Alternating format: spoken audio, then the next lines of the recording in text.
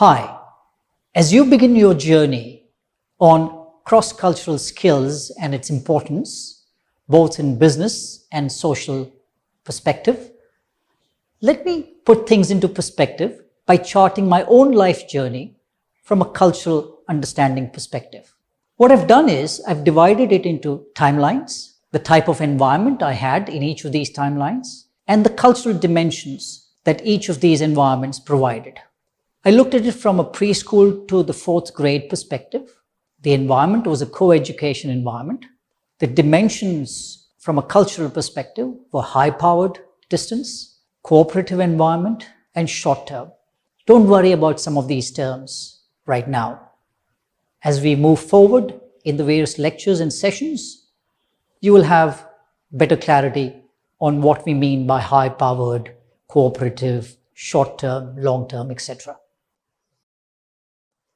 I enjoyed being in this environment. Then I looked at it from a 4th to the 10th grade. The type of environment that I had, it was an all-boys school. High power distance, competitive environment, and short-term. I wanted to exit as soon as possible. And then I took it from a junior college to a college perspective. Timeline provided a co-education environment, moderate power distance, moderately competitive, short-term perspective. I had moderate amount of fun being in that environment. The next timeline that I looked at was the postgraduate and my employment in the US.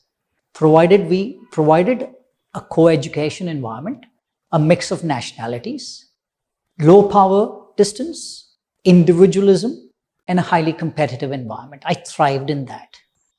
On my return to India, my first job, co-education again, there was a co-ed environment, different generations, high power distance, collaborative, cooperative, short-term oriented. I wanted to exit as soon as possible, and believe me, I was reborn because I stayed exactly just for 9 months. The next assignment I took up was in the perfumery industry, largely male-dominated at that point in time, different generations, low power distance in terms of the environment that it provided, individualism, competitive, but long-term orientation. I thrived in that environment. I moved into headhunting. I started my own business in 1995.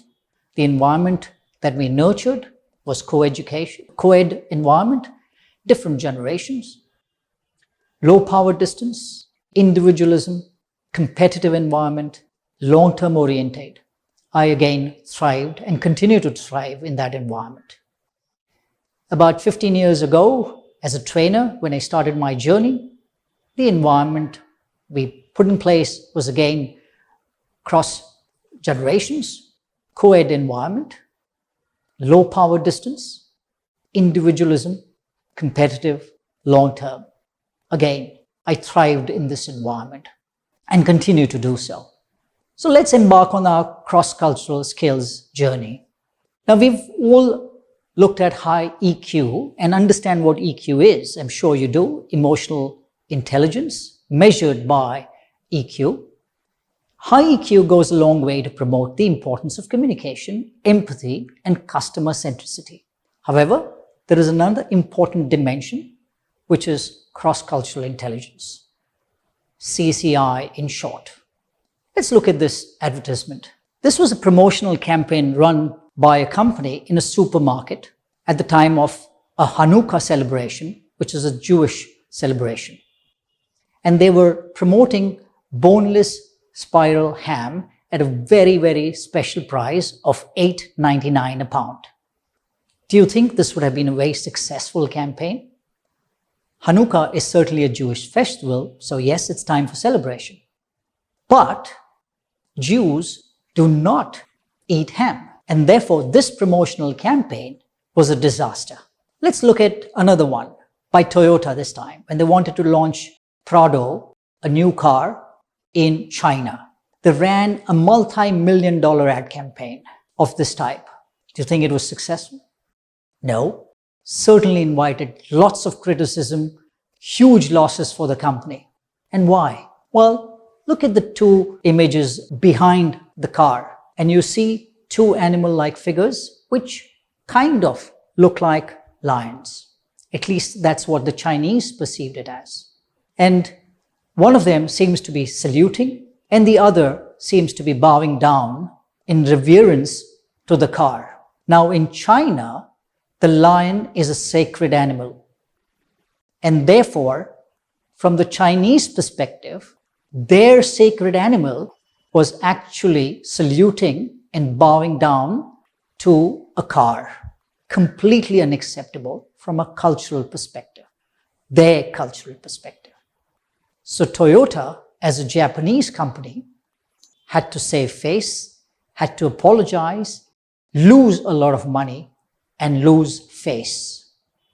So with globalization of organizations, products, services, and international travel being easily accessible to all of us, with cultural diversity, it has never been more important to function effectively in different cultural contexts. In short, this defines cultural intelligence, the measure of which is CQ.